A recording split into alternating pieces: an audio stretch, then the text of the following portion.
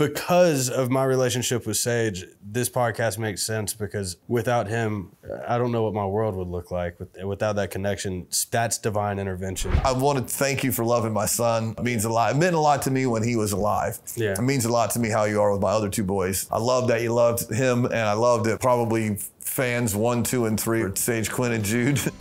Coming up in 2 minutes is episode 12 of the Good Grief, Good God Show, hosted by Grammy nominee and Emmy award-winning hit songwriter of 15 top 10 songs, including 9 number ones, Brad Warren of the Warren Brothers. I'm producer Matt Pivito. Join Brad monthly on the first and third Tuesdays on your favorite audio platform or in video on YouTube for raw, honest conversation about surviving things that suck. For today's episode, Brad welcomes country music recording artist and hit songwriter Ernest Keith Smith, or better known as Ernest. Ernest first established himself as a rapper, but has recently proven to be one of the most successful songwriters and recording artists in country music. Ernest has penned songs for artists including Florida Georgia Line, Kane Brown, Thomas Rhett, Sam Hunt, and Morgan Wallen. Ernest co-wrote a combined 21 songs on Morgan's Dangerous, the double album, and his One Thing at a Time records. His songwriting credits include 8 number one songs. Additionally, he released Flower Shops, the album, in March 2022.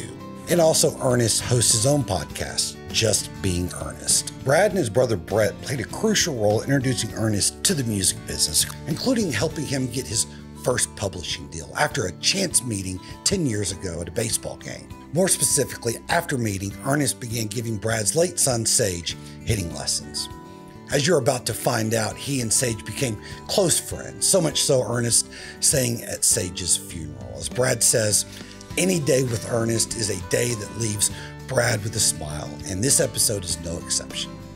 On the behalf of Brad's wife, Michelle, guest booker Lisa Bolt, thank you for tuning in, and we hope you too will find the good in the grief.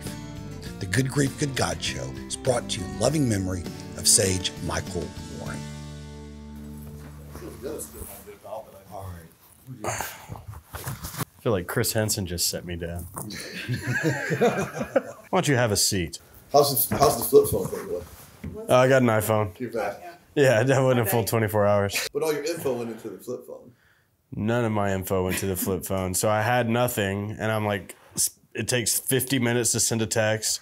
And I was just getting super frustrated. He's like, and it's fucking misspelled, and then I got to back up. I was trying to save time. Yeah. So now it's like, oh. So I went straight back the next day, got a new iPhone, and then couldn't log into anything because all my verification codes were getting sent to an email and a phone number, which I could not get into.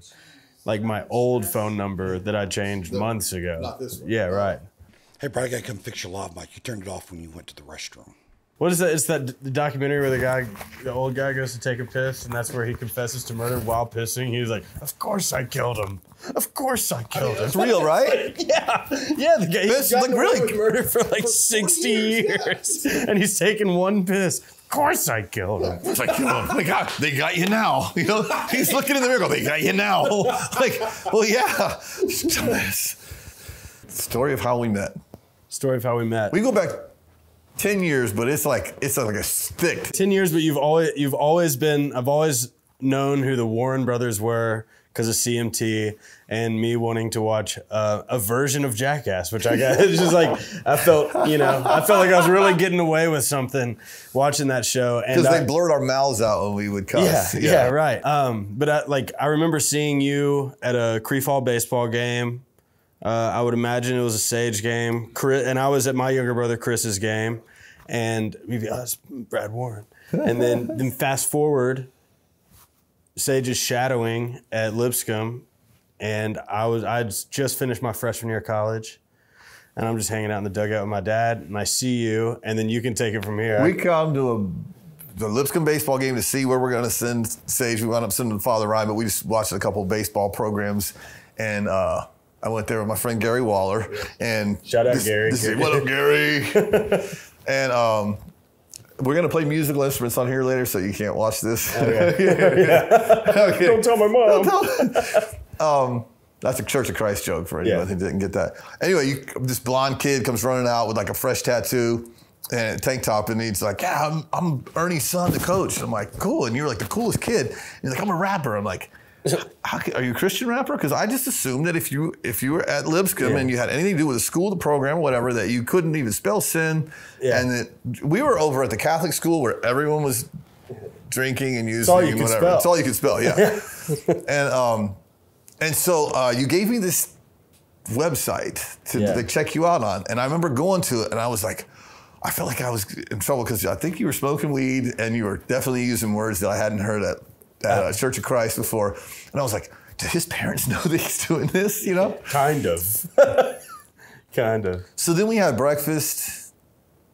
Yeah, Waffle House, the infamous Waffle House breakfast, which I, after all this time, I see that breakfast as like a knighting, so to speak. Like, y'all sat down with y'all and then, literally we sat there and, did we run into Jesse Taylor? We ran into somebody afterwards in the parking lot. Yeah, but I think I had blacked out on maybe a CD that day, and we sat in the truck after and listened to it. Was blacked out the first day? Because I think so. I think it was. Whenever you played that song, I was like, and here's the thing. I'd like to say that I know what I'm doing, but I really don't. I know what I like and what I think.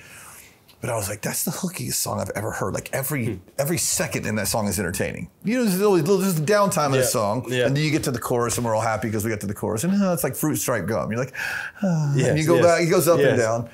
And Blacked Out was this rap song that you wrote by yourself in college, and there's not a boring minute in it.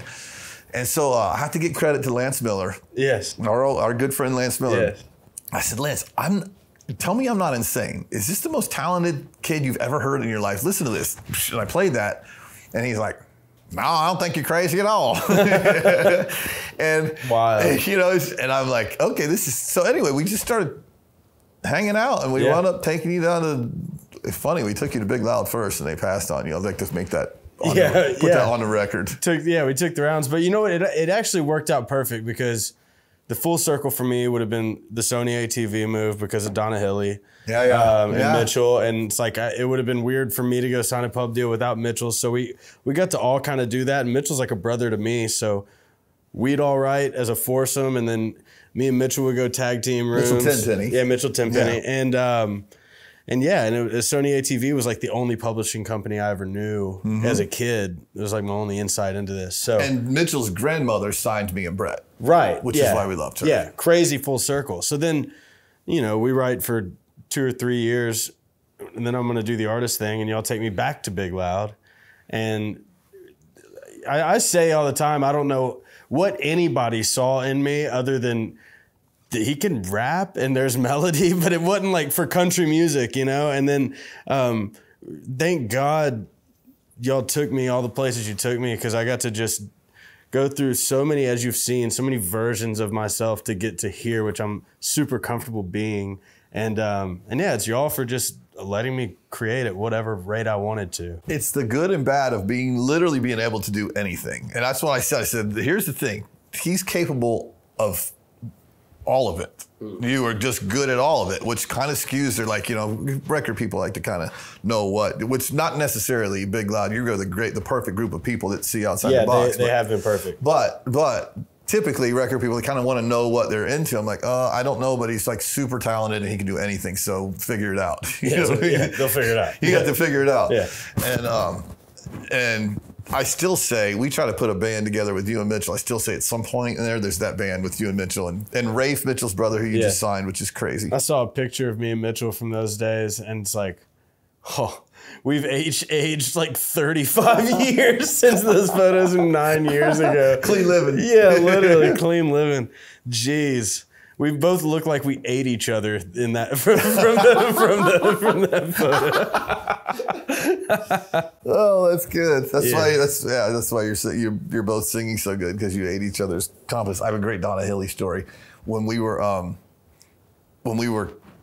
coming up, we were playing bars in Nashville, and we started getting a little buzz, and we were getting ready to sign a record deal with RCA, and it was kind of going on, and so Sony had been a little bit interested in us, and then when they heard about the RCA deal, they heard one song, and Mitchell's grandmother, Donna Hilly, who was an absolute badass on every level. She started in the tape room and worked herself up, and she was the CEO at Sony. And we went upstairs to meet her in her office, and the elevator opens into her office. First time I'd ever experienced an elevator opening into anything but a hallway. Yeah. And we're open into her office. These couches there. We had cigars, just gold records everywhere. It was like gold record paradise, which I thought was the coolest thing. And we go in and we start talking to Donna, and she'd heard one song. She liked it, and we were good. And we go in and we start making her laugh, and she made us comfortable enough to be funny and make her laugh. And we made her laugh, and we're hanging out. And it was getting to be close to her next meeting. Wow. And I think it was Greg Dorschel, one of her guys, said, hey, Donna, it's about time for your next meeting. Do you want to hear a couple songs? And I mean, this was like $50,000, which is $1 million to us at the time. We had no money. And he said, do you want to hear some more songs? We need to go to the next meeting. And she goes, nah, if they're this funny and they're writing with Tom Douglas, just sign them. Yeah. She heard one song. That's amazing. He gave us $50,000 a piece back when that was like $1 million. That's a woman that understood the art of the hang. Yes. You figure the rest out. Yeah. And I told, so I ran into Kimberly Gleason and Big Loud the other day in the parking lot, and we were talking about your publishing company. I said, who better to sign new writers than a writer?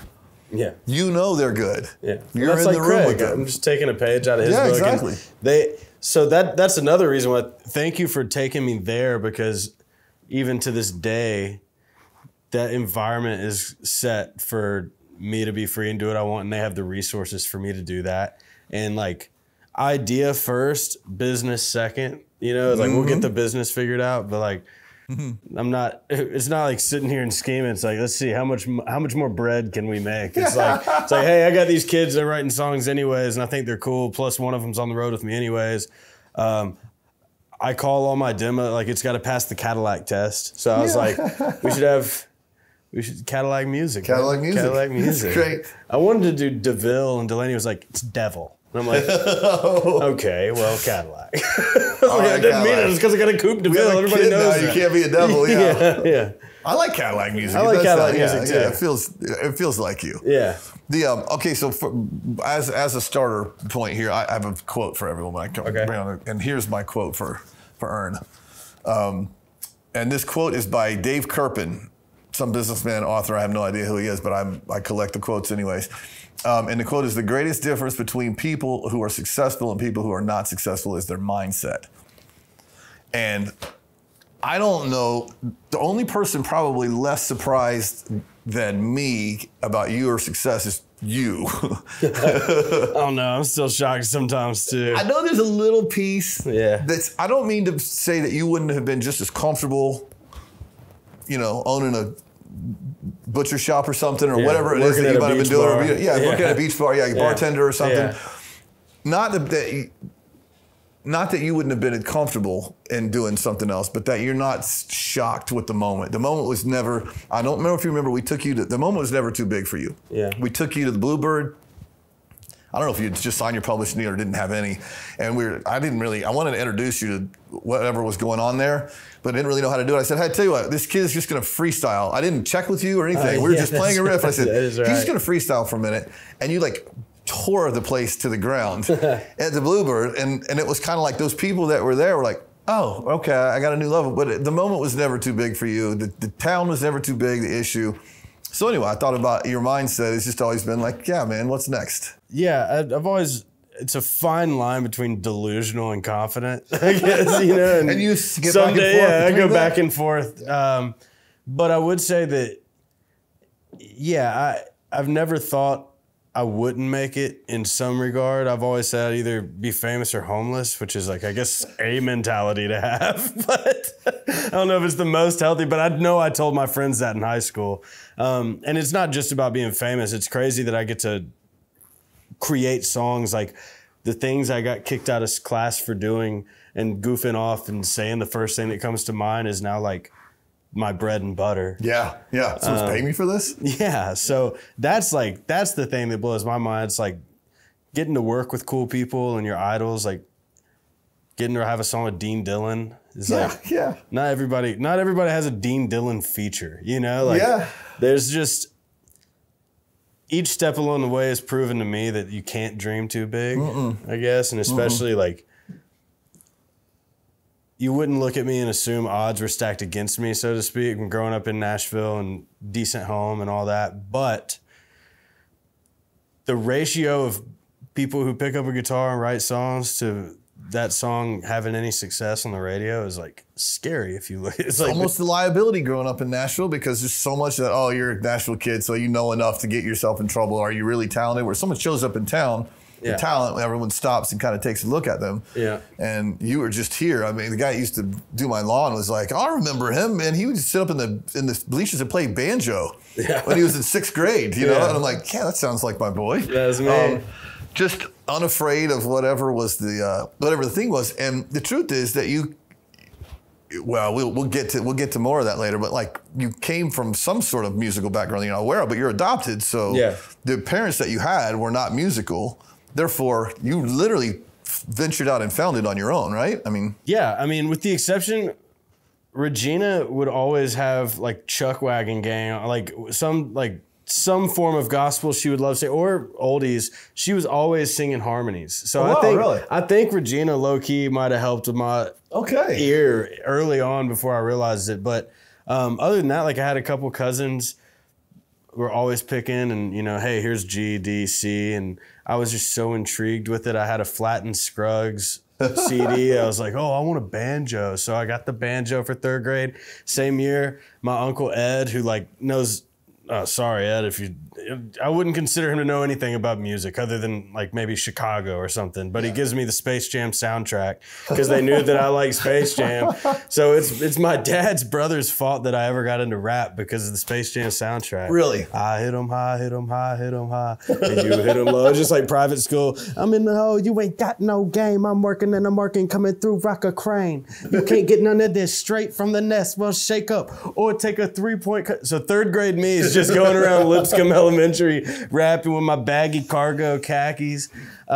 Developing the bad boy image early, you were. Early, yeah. I was drawing the S on my arm, you know, like Sharpie. My mom would quit drawing on yourself. It's like, I'm going to have tattoos one day and you know it.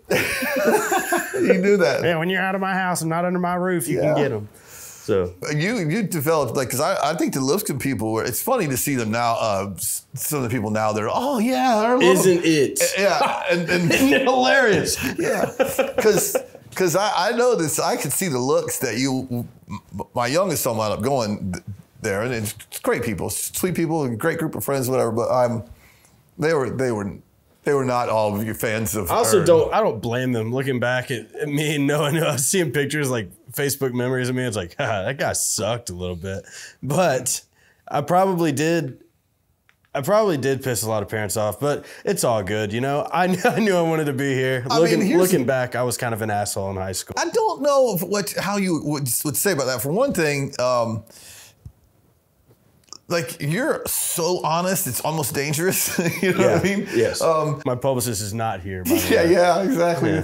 But I mean, you're just really honest about it. So there's a sweet side to even your assholeness, which is I've never seen that any side. Yeah, I know. I think I just mean. But getting kids in trouble and you know, blowing out pot smoking class is probably not something that they were super big fans of. So I think that it was a burp. It was a burp. I couldn't help what came out. First of all, it was a burp. Yeah. But there is a I don't know, man. There's this. Maybe it's just my kids that were, I mean, Sage being the oldest, but my other two that are younger were much younger than you, and you've always been super cool to them, and they loved your music. Like, I mean, before anyone had ever heard it, like constant. That was truly, and so it didn't come because now it's easy to go, oh yeah, I love Ernest, because everyone loves Ernest, but they didn't. They loved Snow, like they loved Snow. They loved Snow, and they loved Snow Flow, which was they loved Snow Flow, and I mean, Sage was oftentimes one of the first people to get the demos. Like, you know, if I made a rap, like, I might not send it to many other people, but like,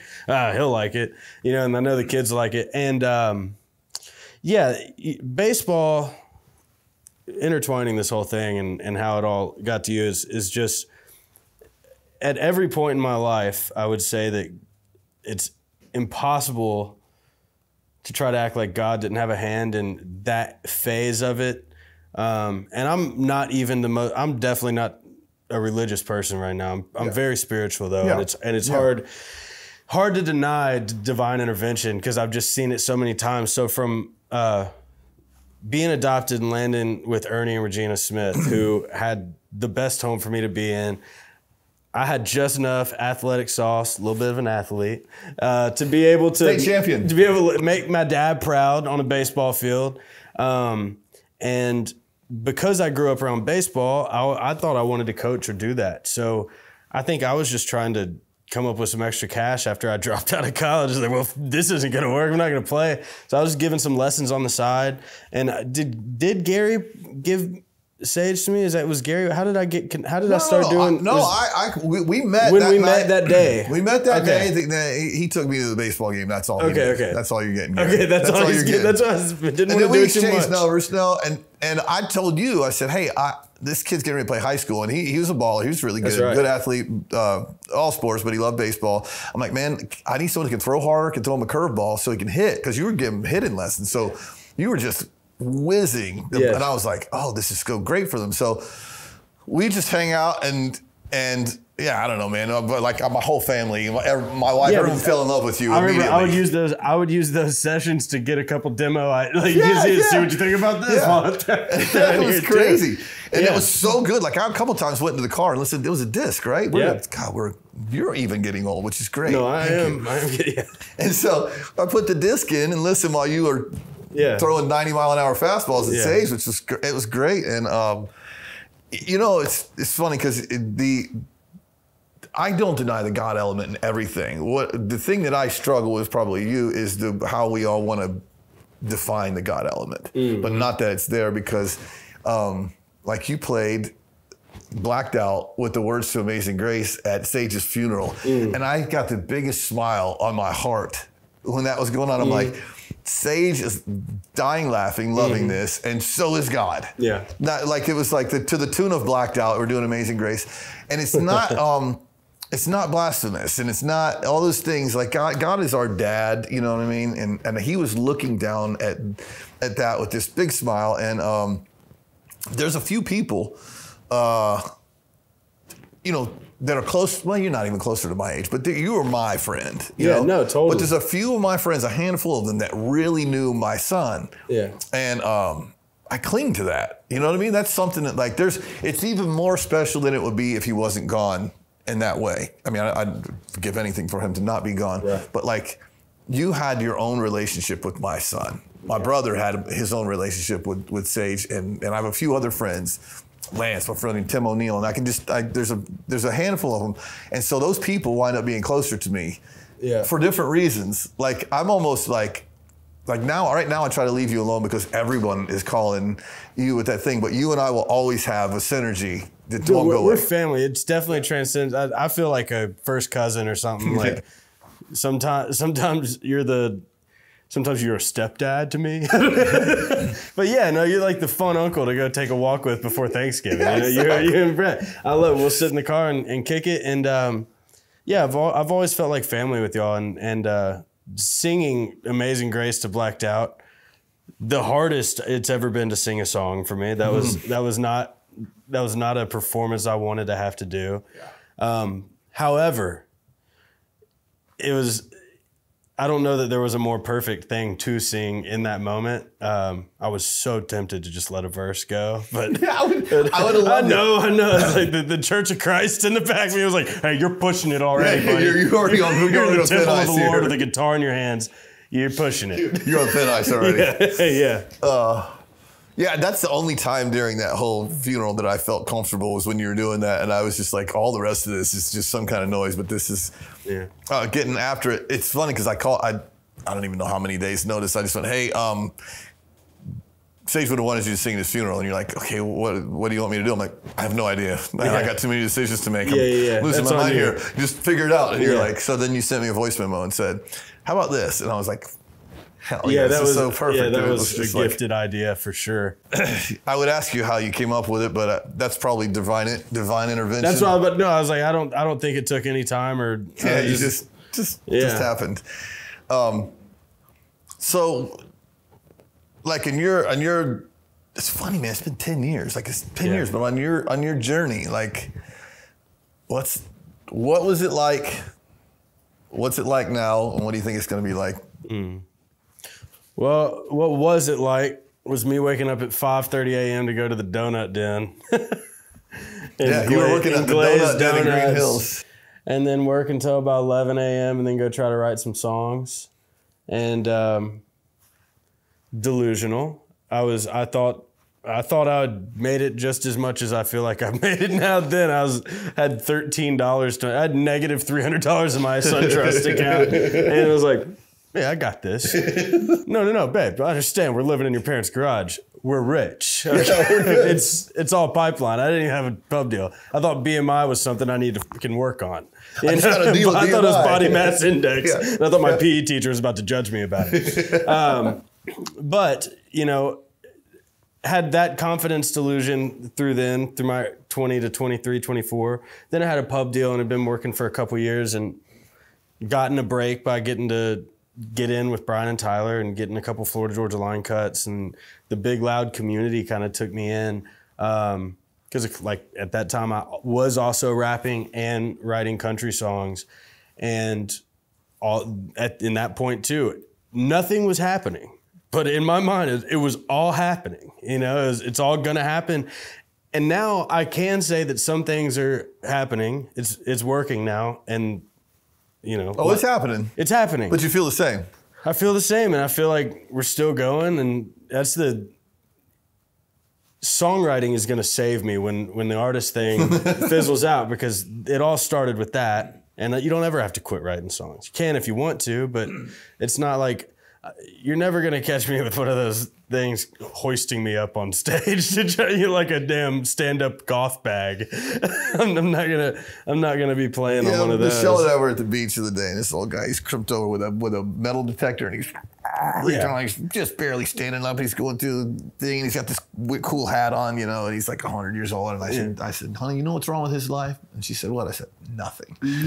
Like, it's cool to go ahead and become that guy when it's time, but yeah. So that's it for me. It's like, I don't know that I'll ever be able to turn this off, the creative side or big idea side. And that's why having the publishing company is cool, because it's like 10 years from now, no telling what Cadillac's going to be. I don't even know how publishers are supposed to make money anymore. It's the whole turn them into record companies.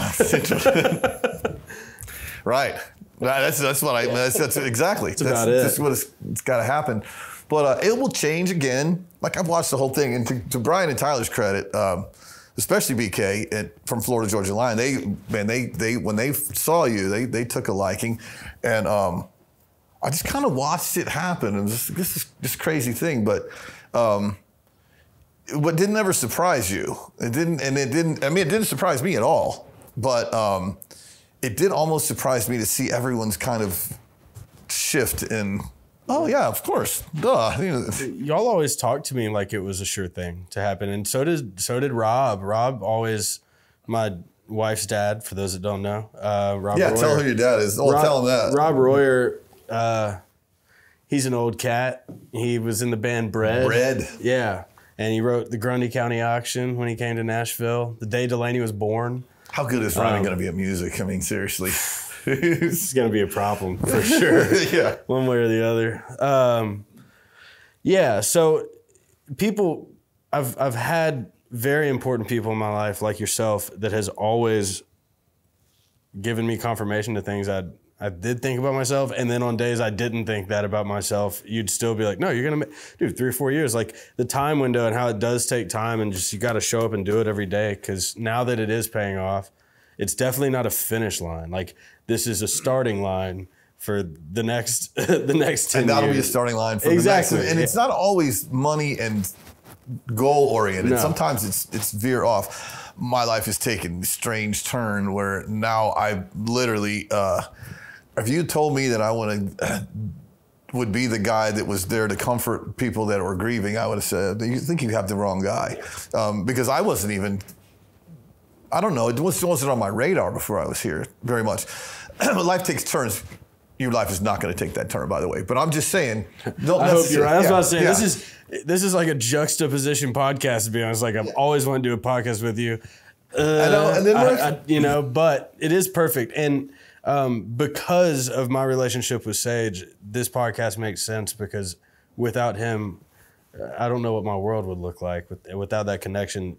That's divine intervention. That's divine intervention. Yeah. And there's a lot of little things. It's funny. The producer of the podcast is kind of, hey man, aren't you buddies with Ernest? I'm like, yeah, really buddies. He's like, you need to call him. And I'm like, no man, I want to let him tell me. He knows I want to have him on when he's ready. And when you did, I was like, absolutely. I mean, this is like awesome. But of course, I wanted you to do it. But also, you know, it's not necessarily comfortable subject matter, but I'm definitely at a place, I'm not afraid of it. It is what it is.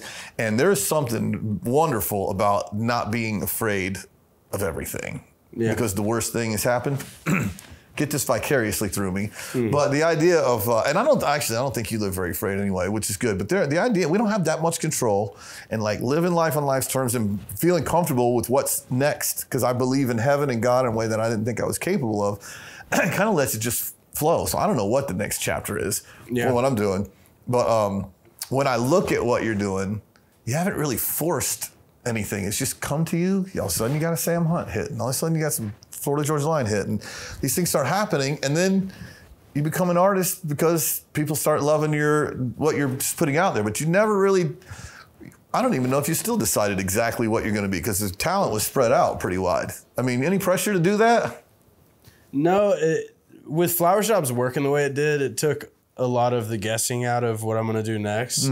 It's like, you like traditional country guy?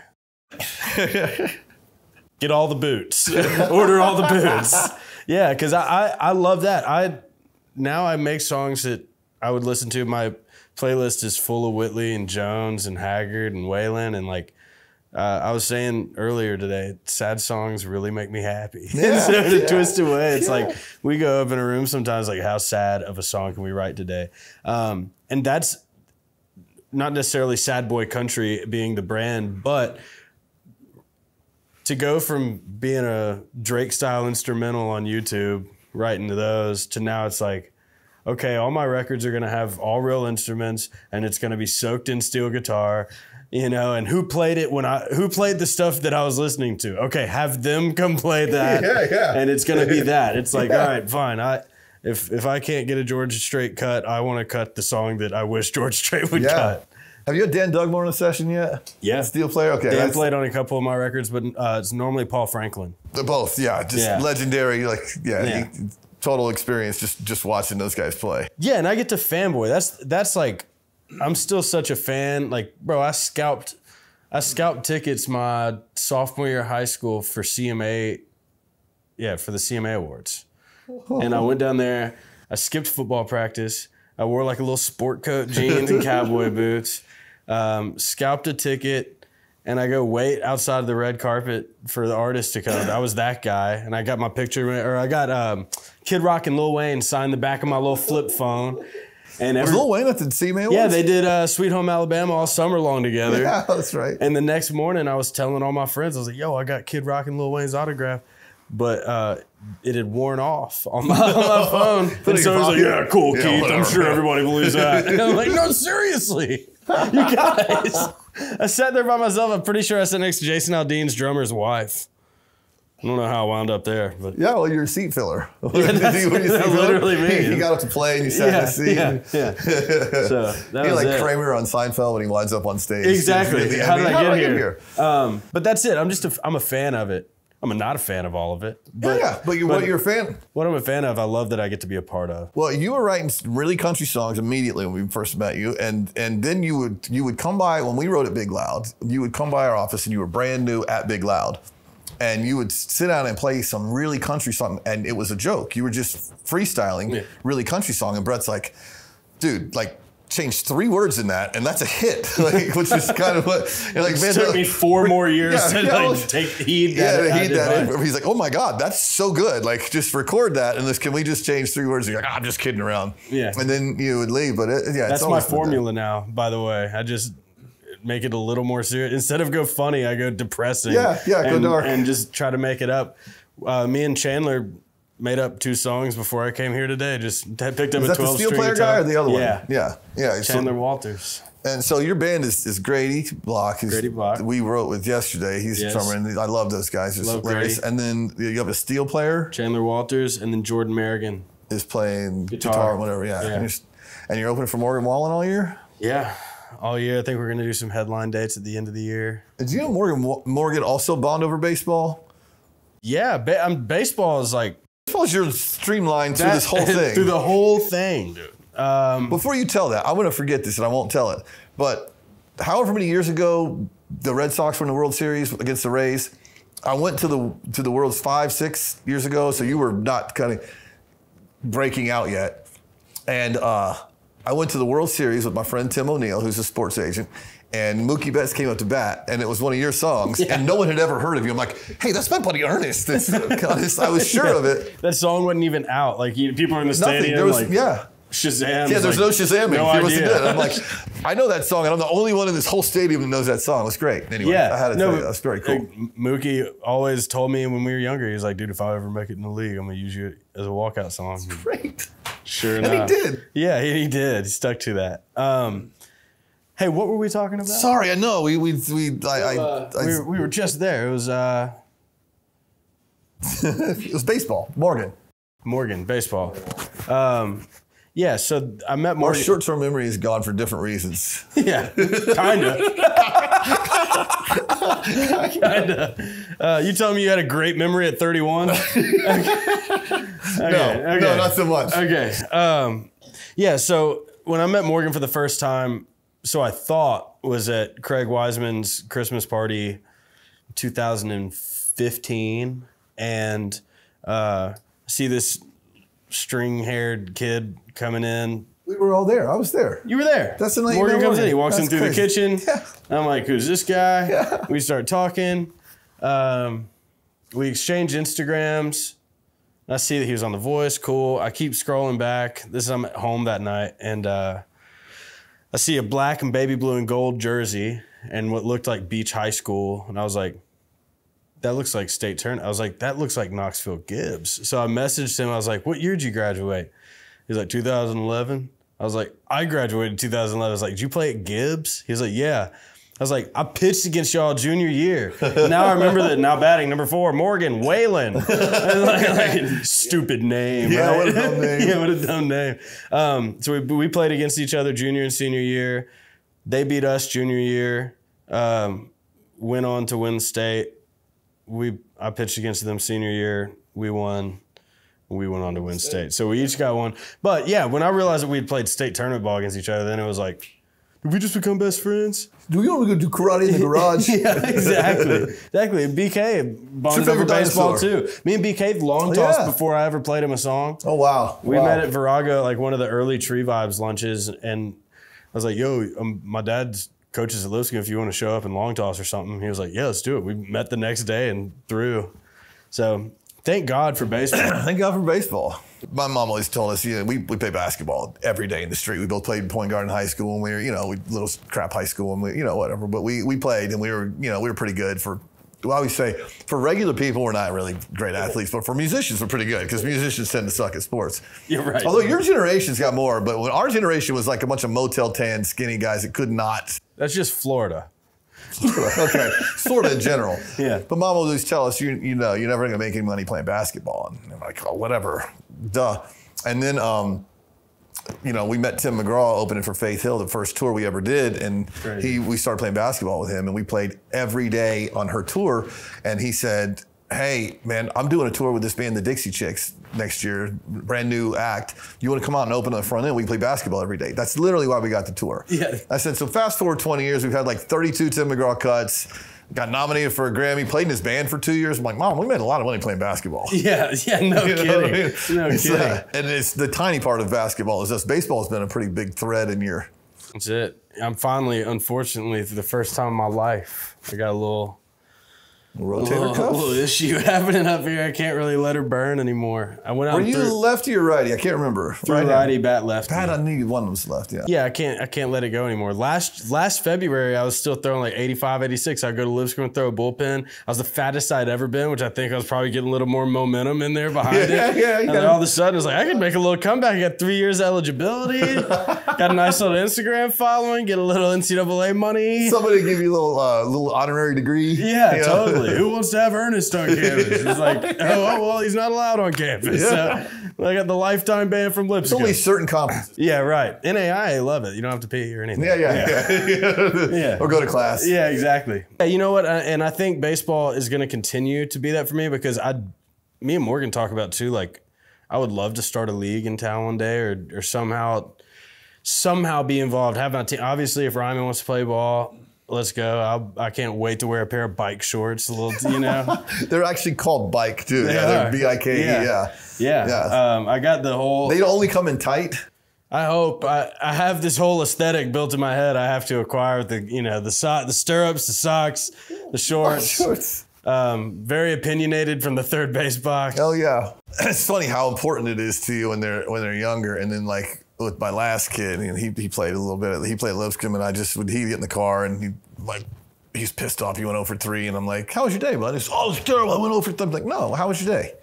We got a test inside, and he would just forget about it. But with the first two, I didn't know how to do that because I was young, and we would just talk about the 0 for 3 all the way home and go straight to the batting cages, and then make him come lift weights when they got home. And it was so important. And not that it's not being excellent is important, but I was about to say it's kind of a Mamba mentality, the way to go about it too. A little bit, but there's like the Andre Agassi that's a great rich tennis player because he hates tennis because his dad overdid it when he was little. Oh yeah, true.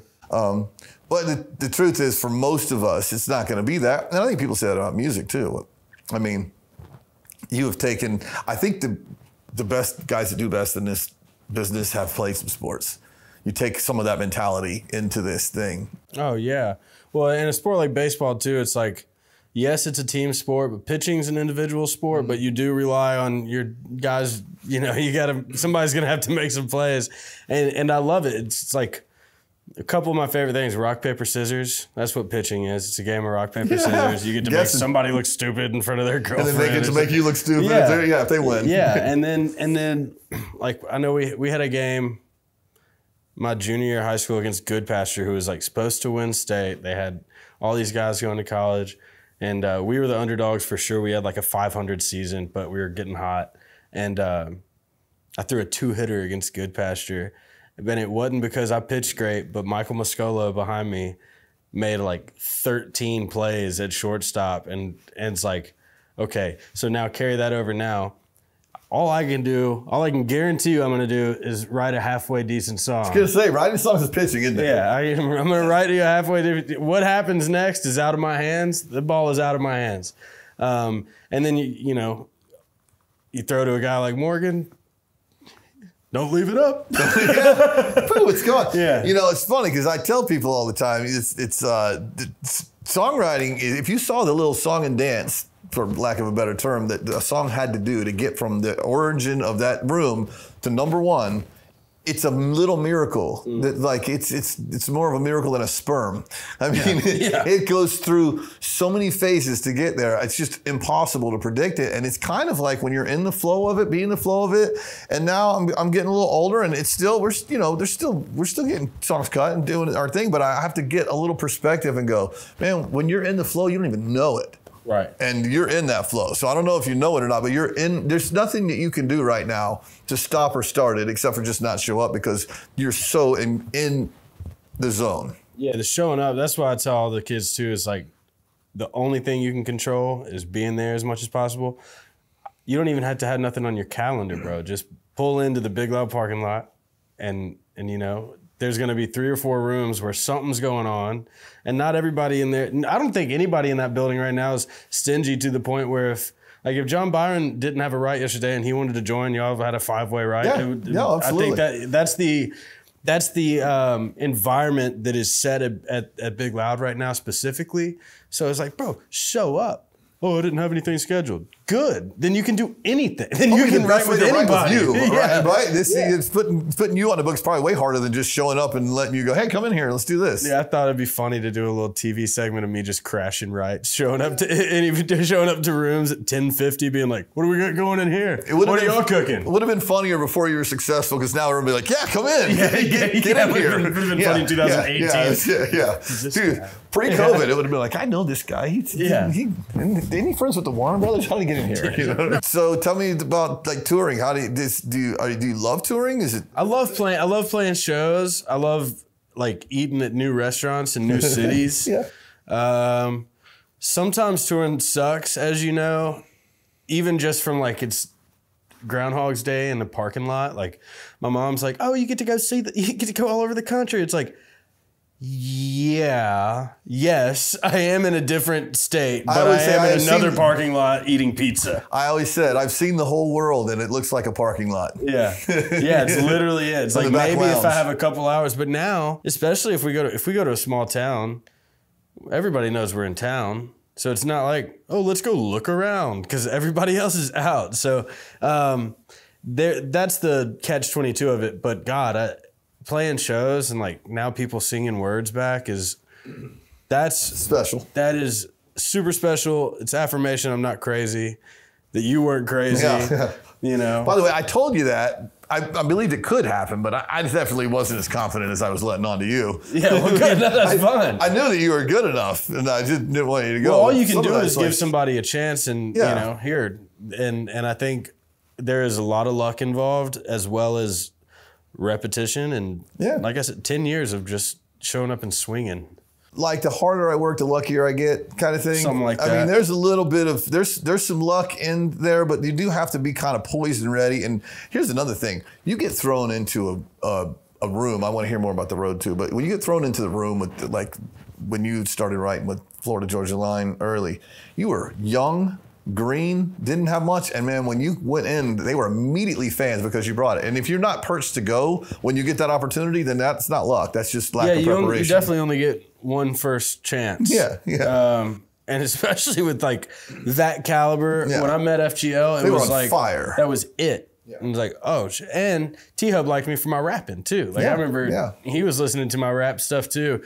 So I think another common theme that has been the case is people have literally put their money on my potential more so than where I'm at, which is like, well, if I was a preacher, you know, if I was a preacher, I would make a sermon out of that. Yeah. Of just, I'm going to come as I am. Mm-hmm. And this is my batch of songs that I've written in this past year. I don't know that I deserve a publishing deal or a record deal or any of that. I kind of suck sometimes. I have bad days. This is the best I can present you.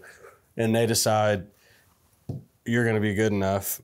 We can give you the opportunity. We can put you in the environment for you to succeed. And then it's on me to live my life accordingly to that opportunity.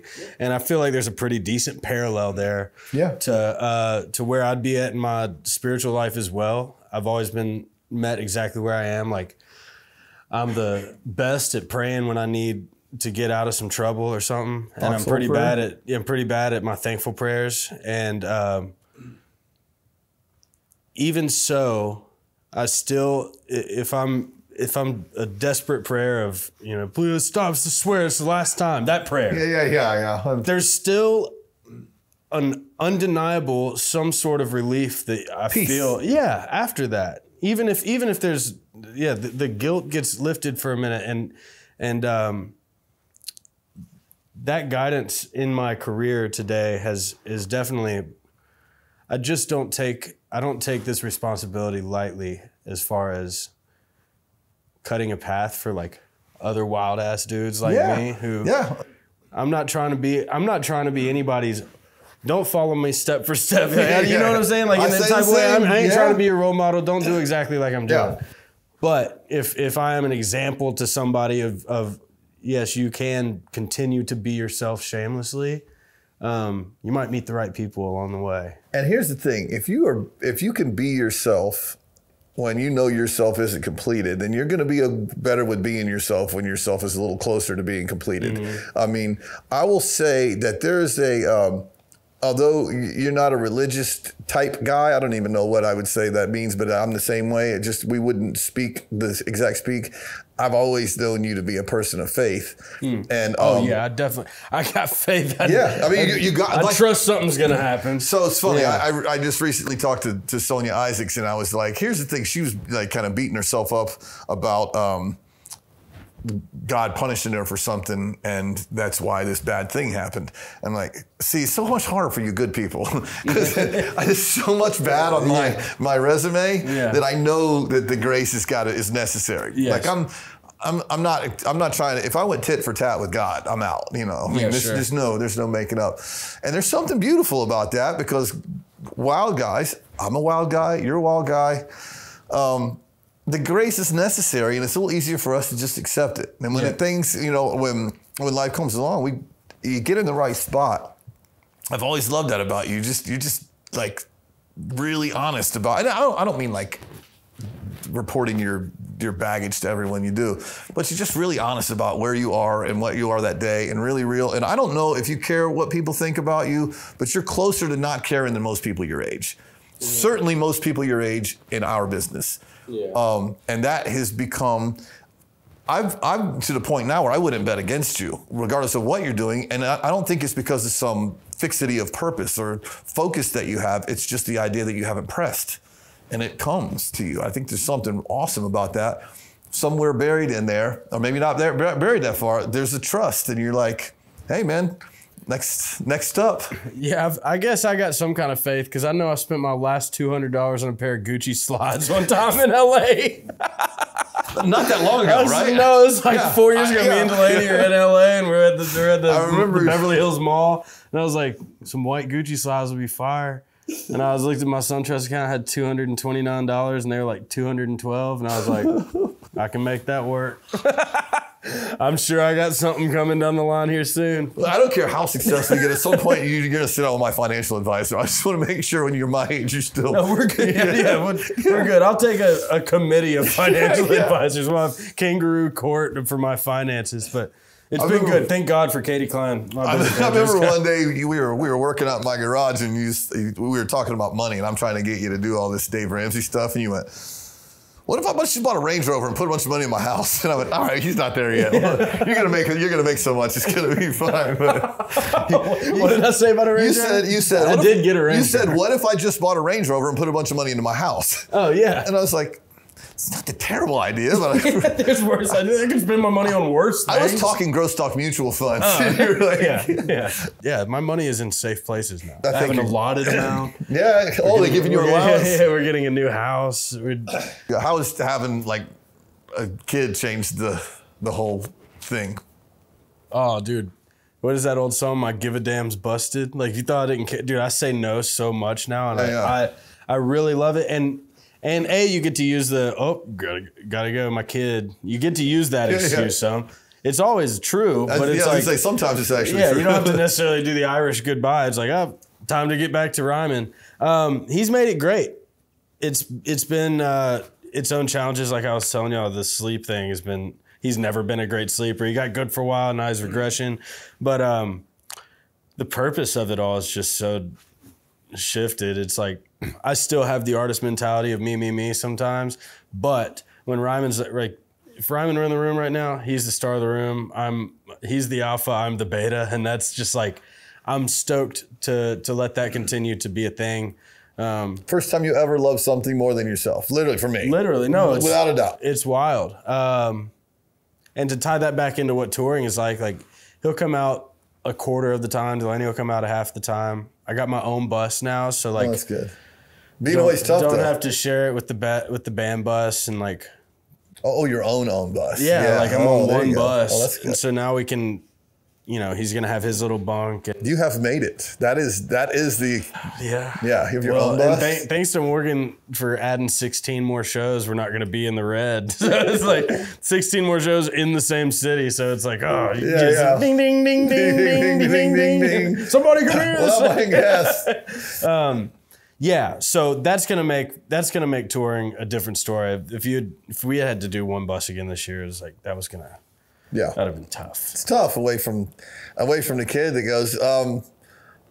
Holy one, I can't believe I never asked you this, but how much influence? Because I guess you're probably the closest person that I am to someone that's adopted. How much do you think is genetic, and how much influence of your parent. I feel like when you're married, my personality turns into my wife's and hers into me. Craig and KK. Yeah, exactly. They're not the same person? Yeah. Michael and Janet Jackson. Yeah. But you know what I mean? You never saw them together. You notice that? That is They're true. the same person. But like like musically, personally, all of that. It's like some of it's genetic. And you have that. We always said Toby Keith was your dad. It's running jokes. Still might be. It might be. There's still a gray area Could there. be. But like how much is genetic and how much is, you wouldn't know for sure, but like you certainly have some thoughts. I would say it's a no-brainer. I have it in my blood. I always was just gravitating towards music, playing melodies on piano. Before I knew what I was doing, is I'd go sit at my grandmother's piano and play "As the Deer Pants for the Water." And you could make the notes. Yeah, I was like 5 or 6. Piano teacher quit on me because I was just listening and doing what she did. She's like, "You're not reading." I was like, "Read." Banjo teacher quit on me because I was just playing by ear. So that was there. But shout out Ernie and Regina, because every time I had an interest, they would provide the instrument. Oh, really? That's good. Yeah, it was pots and pans. I got a drum set when I was like in first grade, and they probably were pissed at that. That's brave. That was a bad move. Yeah, they probably were like, well, I didn't know drums made that kind of noise. But, and by the way, there's only like 5 drummers that are rich in the whole world. Yeah. Sorry, I'm not one of them, and Grady Block's not one of them. But, so he's making tracks, writing songs. That's right. Yeah, I was just always supported in my decisions, whether music, sports. Dad let me play hockey. Whatever. How'd that go? You tell me. As athletic as you are, naturally, which you are. I mean, skate backwards. I was fine. Say, it was roller hockey, and I was 7. You know. Oh, okay. I It was wasn't like ice hockey, and they were showing up at 4 a.m. to get ice time. And No. It was one season. We're not doing this anymore. But they were supportive, and so I remember third or fourth grade project at Lipscomb. We had to do like a Tennessee project, something that has to do with Tennessee. And I recorded like a little 3-song Tennessee CD with my cousin at his house. He tracked it. I did track the banjo, the mandolin, guitar, sang vocals. Tennessee home, Tennessee home. And I was doing it to the tune of Cumberland Gap, because that was like one of the 3 songs I knew how to play. Was your banjo tuned like a banjo, like with the short string and everything? Oh, yes. Wow, yeah, that's good. We ain't doing no ganjos. That's all I ever played. No, I know. That's just like... That was a big part. I always felt comfortable asking for, to start a new hobby or whatever. Even I want a dirt bike. They give me a version of a dirt bike, but it's like he's not going to bicycle with a playing card in the spokes. But yeah, a dirty bicycle. Look, dirt bike. Dirt bike. Yeah, there's no doubt I definitely had it in my blood, but my dad was always listening to country music and sports radio. It was one of those two. Yeah. But at that point, I was booster seat, so that was like George Strait, Alan Jackson, early Keith Urban stuff. It seeps in, man. You can't help it. My dad too. And you were on tour with Tim while I'm listening to Tim in my booster seat. Our dad was listening to Marty Robbins, and like my mom was listening to Marty Robbins. Yeah. There was, and what was another song that was always on my Red Rubber Ball, Oldies 96.3. My mom was always listening to that. Yeah, they're not the most musically inclined. My dad, however, he did say he wanted to take piano lessons. He's 72, and he's like, man, I always just felt like they made fun of me when I tried to play piano in high school. Angela plays, and like his cousin plays. I think he could do it. I guess I feel like because your dad's a baseball coach, and then when I sat down with your parents, we sat down at the subway. We should talk about that. This is great. So you're 20. Yeah, I was 21 or 20, 21, 22, whatever it was. You were really young, and we got Sony's offered you a publishing deal. And so I sit down with your parents at the subway across the street from Lipscomb University, and I'm kind of just explaining the basic way a publishing deal works, which is the only way I can explain it. Which is the only way I think of it to this day. I've still never read a contract. I just go as a circle, and you cut it in half, and this is the writer's share and the publishing share, and it's pretty basic. And your mom's very engaged. She's like, I ask a question, whatever, and we're there for 30 minutes, and your dad looks up with his baseball uniform and hat on, and get ready to go to practice or whatever it was. He goes, Brad, I'm just gonna have to trust you. I don't have a clue what you're talking about. I was like, okay, here we go. Yeah. That's still. I mean, it's funny to see.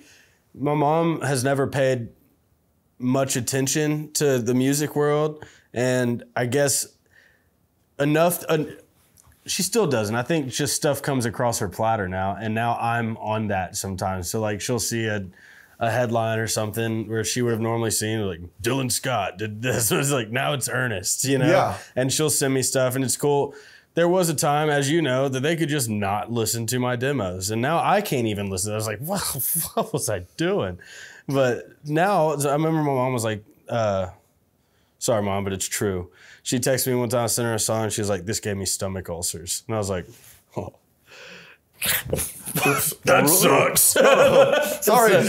Yeah. So, but now it's like, all right, they're actually they can be fans of my music and all that. How much is because my mom, first of all, we were like not right. We were functioning alcoholics would be a rough word. We were somewhat functioning alcoholic drug users, and when our things came out, my mom was, she's very the church lady, she's an awesome human being, but like not happy with our lifestyle. So anything that was feeding into that with the music, or like we got in a fight at the Wild Horse Saloon, and we got arrested, and was that a Brett Warren fight? Brett knocked the stage manager out cold. I love that story. I remember my mom crying, and honestly, of all of the bad drugs, I always said we weren't drunk that night. The truth is we were drunk, but we weren't nearly as drunk as we normally were. So I felt like I wouldn't have been okay to drive a car, but I was way better than normal. And I said, Mom, of all of this bad things we've done, that guy deserved to be hit. Don't get mad at Brett for hitting him. He really needed it. But like there was this disconnect between it, but somewhere underneath it, which is what I was getting to. My mom was very proud of it. My dad loved country music. We played the Opry, and he played guitar with us and stood in the circle. It was part of the Ryman Circle, which is your son's name, which is February crazy. 10th, by the way. Are you really? Yeah, come on. Dude, I gotta go. Yeah, y'all are there. That's a Friday. Yeah, cool. I would love to go. Yeah. But so they're proud of you. Do you get any friction on the? Well, they're probably so glad it's not gangster rap, right? Thrilled it's not gangster rap. It's been chill. I think having a little success definitely helps. Like they're not worried about my life crashing and burning and all that. This is kind of funny. I've really tried to not put weed on my Instagram at all. Like every now and then it might show up in a story or something. But I guess on 420, which is a decent little holiday. I know not what you speak of. It's a decent little holiday. I guess I had one of those, like, it's a joint cone that's about from here to here. It's like this long, and I filled it up. And a joint cone, is that big thing that you roll a joint with? Yeah, just a big. It's like it was a party favor to put just this massive thing together. Pot was never my thing, so I was bad. Okay. Yeah, okay. Well, anyways, I had that. Surprised the band with it. We had a thing, and I took a selfie with it, and I posted it on Instagram. Didn't think anything of it. 2 or 3 weeks went by. Forgot I'd posted it. My mom texted me, and she was like, I really wish you would not put stuff like that on your Instagram, and like if you're gonna do it, just be discreet about it. I'm like, Mom, I have not been posting. I was like, I haven't. I thought I'd been really respectful. Yeah, I was like, I've actually been great. And she was like, well, not the one I saw. And I went and saw it. I was like, oh, the biggest joint I've ever smoked in my life is the one that she sees on Instagram. Always. You ever watch a movie with your mom that you swear didn't have any nudity? Yeah. The nudity shows up because she's there. All of a sudden, it's the Bear Witch Project. Yeah. Exactly. It's kind of funny to me. That's part of the honesty that you have. It's like you're afraid of. It's funny. The first thing I never forget, I put it on, and you were like this kid smoking weed and gangster rap, and I'm like, do his parents know this? He goes to Lipscomb. Yeah, you didn't go to Lipscomb. You were 20. No, I was on prayer boards across Middle Tennessee. I still am, but yeah. And it depends on how they want to look at it. The truth is, in some ways, you do just worry about your kid making a living. Sure. So that part's gone away. That's nice. Yeah, and I get that. And look, they've come a long way. And I've told them, and I tell people all the time, I was kind of, and still am maybe, their only portal they've ever had to that. My mom maybe a little more so being in real estate. She has to deal with different types of people. But like for the longest time, I thought that I was the exact type of person they didn't want me hanging out with. But it wasn't because I was being something I'm not. It was just like, this is who I am. I'm not a bad guy. I just do all these things you say are bad. But then they see over the course of time, and through love and compassion, that they are my parents. They've proven time and time again that unconditional love. I saw somebody say something the other day. It was like they were referring to spouses, but if the person on the receiving end of that love met all the conditions, what would be the point? Correct. So that they've proven time and time again they really do love me, and I've made it hard for anybody who's ever loved me. It's not been a walk down, cotton candy lane. But I say now, I think I've been able to open their eyes to seeing a version of my world that they might have wanted to steer me away from, but now they're understanding it. It's like, yeah, not everybody is walking life the exact same way that you've seen everybody walking life your whole life. And I think you like some of the music of these people that are walking these lives too. And now they get it. It's bigger than the bubble that I grew up in, that they grew up in, and it's not anybody's fault at all. And the older I get, the more I realize, hey, there are just some really good people. They just are good people. Yeah. And they don't want it to be more complicated than that. They don't want to look down some hallways. You don't have to look down all the hallways. Yeah. Yeah, and honestly, I think God meets us exactly where we are. We don't get to him. He comes to us. He's right there whenever it is. Right. And I found God through drugs and alcohol. I literally think I would, if I had been a functioning guy that was not addicted and didn't have, I would have just been a somewhat rule-following guy who lived a little angry and pissed off and selfish. Lukewarm. Yeah. Oh, yeah, totally. Yeah. And I needed to need it. I needed to need it. And, if your mom and dad were watching this, I would just be like, yeah, he's a really good human being. Because you are. You're actually super compassionate. And I don't know if you like we're funny. We laugh at almost everything. I mean, too much. If you trip and fall in front of us, there's going to be a joke, and then you're going to go trip and fall. Yes. Yes. And man, you're still the best trip and fall ever. You do. But got a good trip and fall. But you're compassionate to a degree that your parents would probably be surprised with, and it just we're not all on the same exact journey. Yeah. And I think our parents were raised and my mom, she wants the best. She does. She just wants us all to wind up in heaven together. And I respect that because I do too. I just think there's a much wider path to it. And I see the different roads that you take to get there that maybe aren't seen. And but it's super real. And man, I mean, when I say I'm proud of you, I'm not just proud of you because you're getting famous and because you've had a bunch of hit songs and people respect you, but I'm just proud of how you've done it. I'm proud of who you are still, and we still laugh about stupid shit. Yeah, and hope we're always going through, I would assume, deathbed laughter. But like, you're doing it the right way, and you're honest about it, and you enjoy it. I mean, you seem to be enjoying it. I know it probably was hectic when you try to switch all your information to a flip phone. Yeah. That's about the most stressed I've ever seen you. That is the most. I was so pissed. Delaney was like, "You did this. Nobody made you do this. You did this." Like, what was I thinking? You're supposed to stop me from this. Yeah, I'm the impulsive That's one. what I told the lady at AT&T the next day. I was like, "You watched me do this." She was like, "Well, it ain't my job to not sell you a phone." I was like, okay, well, you're selling me this one today, so. I think you and Morgan and Hardy are kind of like the highwaymen. You know what I mean? I think it's becoming this like. That's what I'm hearing. We got to have a song together eventually. Yeah, I mean, one of these days. You don't really have. It's crazy. You don't have one, but you guys are always together. You need to do an album. Like a whole album. Maybe. I'm down. You're super young. It's like herding flies to try to get. You got your 40s, all of you, to do this in. You know what I mean? The Highwaymen weren't like brand new when they did. Yeah, Christopherson was like 62, and that was But like to watch it happen, because when it was happening for them, no one really kind of predicted. But like you're in a zone it's cool, it's special. I mean, I'm like really proud of you, and I'm. Well, thank you. I definitely want. And I've wanted to make you proud and Brett proud. Y'all set an awesome standard for me and Mitchell.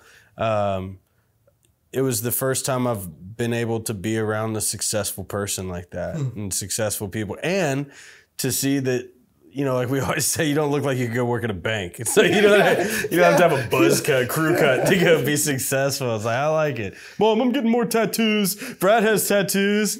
Oh yeah, I've been to blame for that. I was like the first guy at the baseball park with the tattoos, and all, like, the parents were like, "You stop that." I was at a gas station one time, and He did drugs.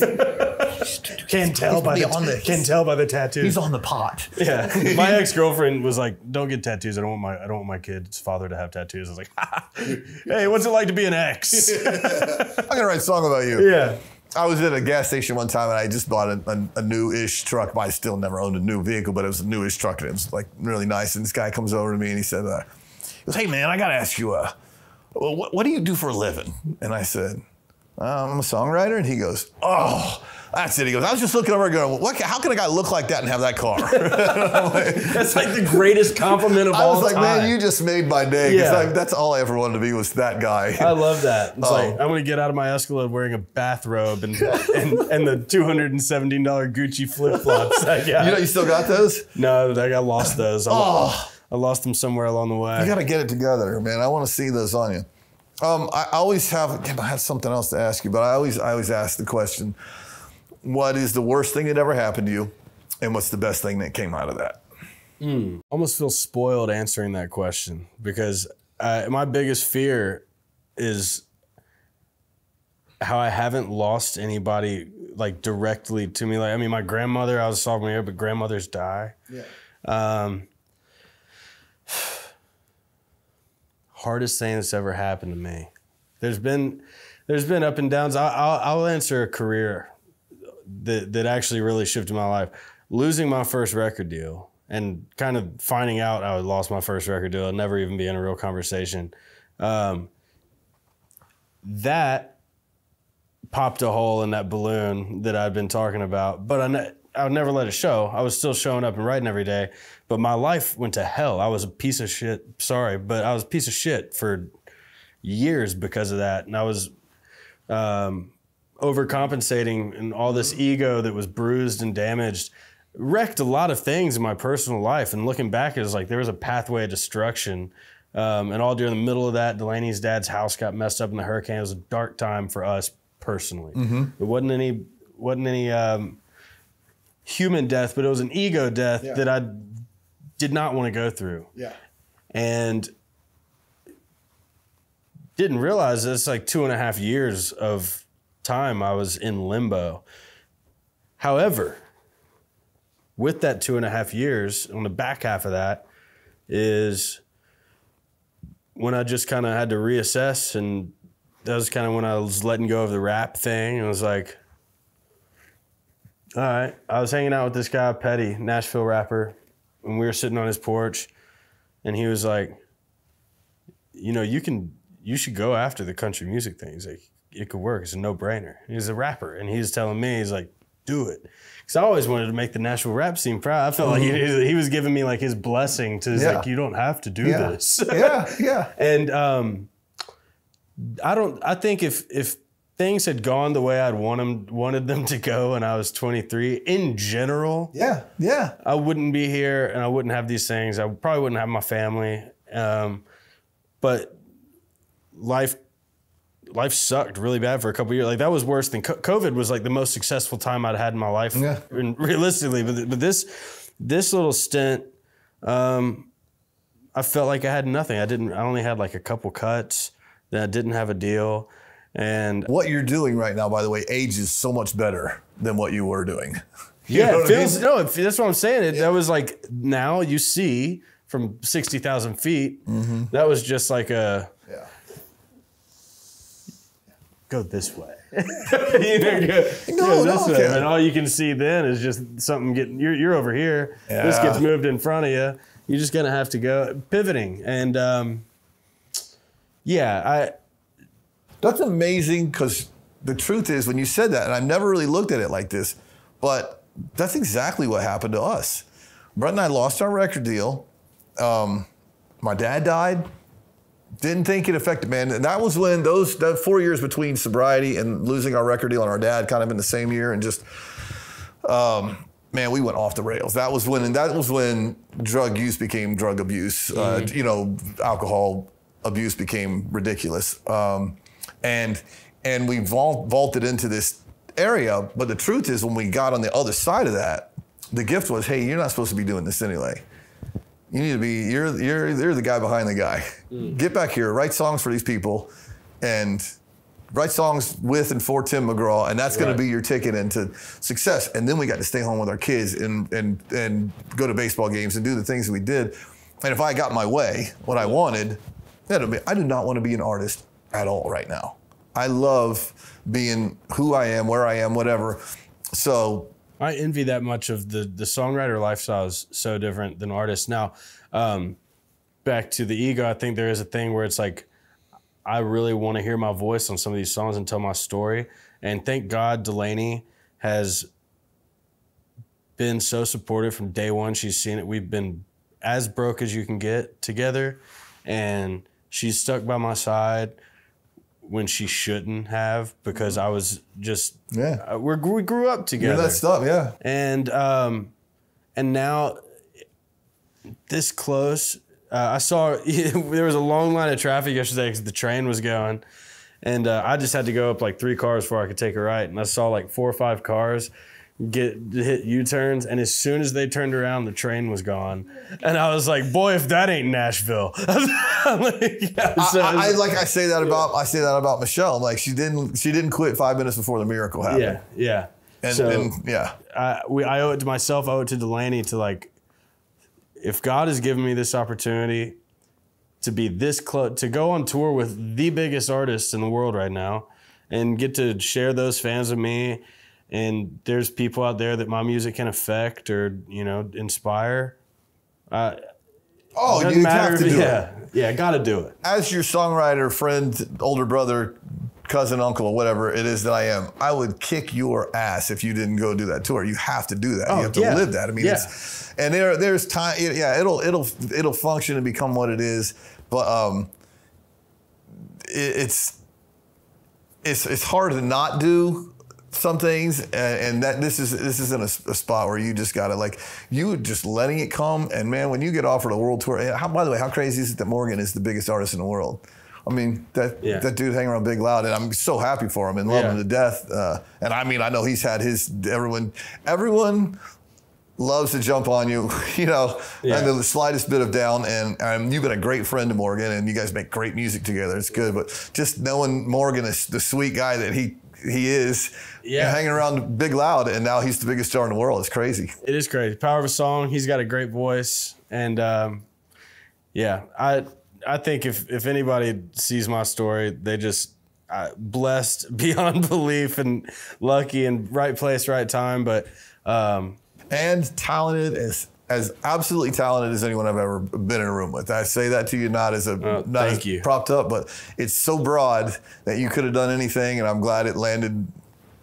It's landing. Yeah. How and when it's not like it landed. It's landing constantly.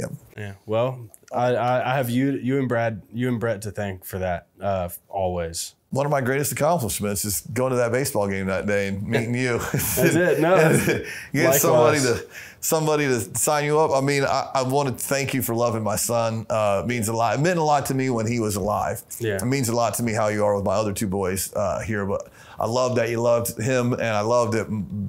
Probably fans 1, 2, and 3 were Sage, Quinn, and Jude. 100%. You know what I mean? When there was no. Quinn and Jude got my number, and man, Jude, I like Jude. I might need an intern here soon over at Cadillac. I know Jude's going to kick around. He's fill up the peanut drawer.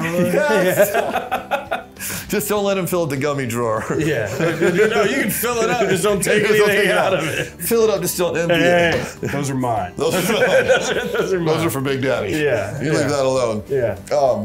Yeah, man. I love you, dude. I appreciate you. I love you too. Yeah. Always.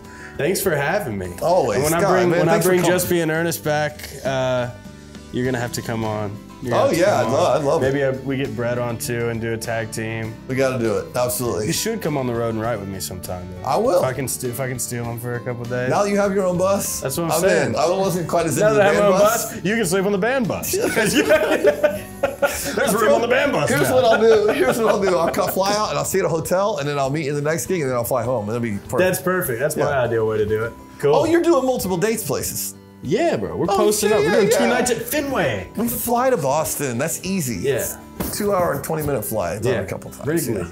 Yeah, that's awesome. Pick a field. Dude, Fenway Wrigley. It's crazy, huh? You and Mookie are both playing Fenway. Yeah, yeah.